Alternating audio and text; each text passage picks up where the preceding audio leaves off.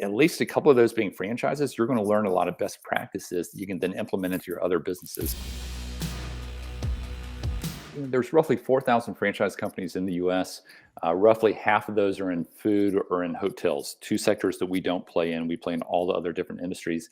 And really, by definition, a franchise is three things: it's a shared brand, it's some sort of support provided by the corporate entity, what we'll call the franchisor, to a franchisee. And that franchisee is paying typically in the form of a royalty for that support, for that shared name, for all the systems. So that's what a franchise is.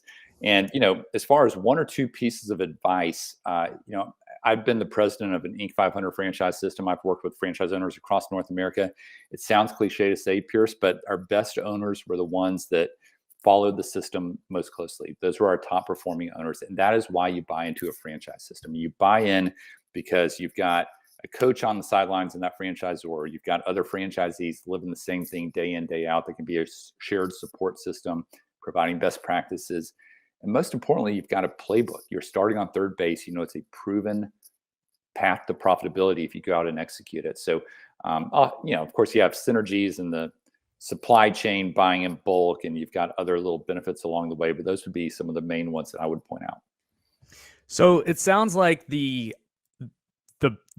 person who's going to benefit most from a franchise is someone who wants to come in, follow a proven system, not really deviate from it, and just do what they've already built and what they say.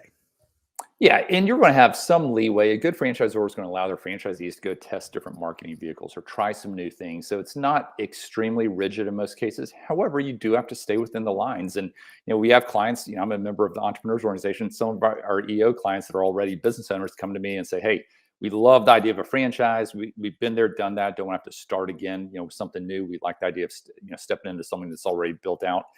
Some of them that works great for, and some of them are too entrepreneurial, and I have to tell them that. So, it's not right for everyone, but I'd say for the vast majority of would-be business owners and entrepreneurs out there, it's just a better path. The stats would show that 92% of franchise owners are still in business after 5 years. Well, that's multiple times, what a traditional startup would be. Yeah, the traditional startup has got that entrepreneur who's, teetering on the line of genius and crazy.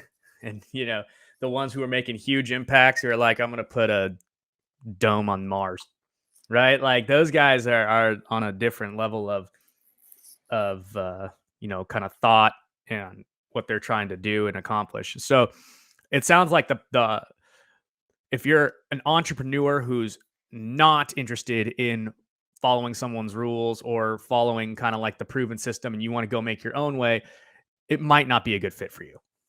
That's true. And again, I'd say the vast majority, though, we work with doctors and lawyers that don't have any true business experience. Maybe they're very specialized in their own profession. We work with a lot of those across the country, but then a lot of corporate executives and a lot of existing business owners. I can give you case study after case study of existing business owners that have come to us and said, "Hey, we're building out a portfolio. Maybe, and some have been a franchising before, some haven't, but they see this as a key piece.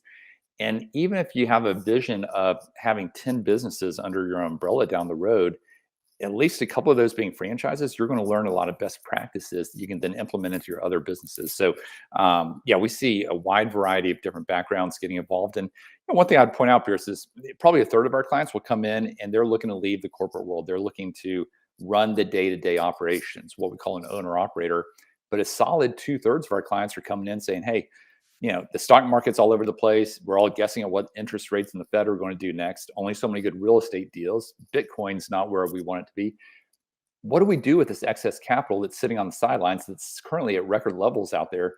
And many of them are turning to franchising as a better path to diversifying their portfolio and getting into business ownership, which, as you can build cash flow, you can build an exit value, an asset that's going to have residual value down the road.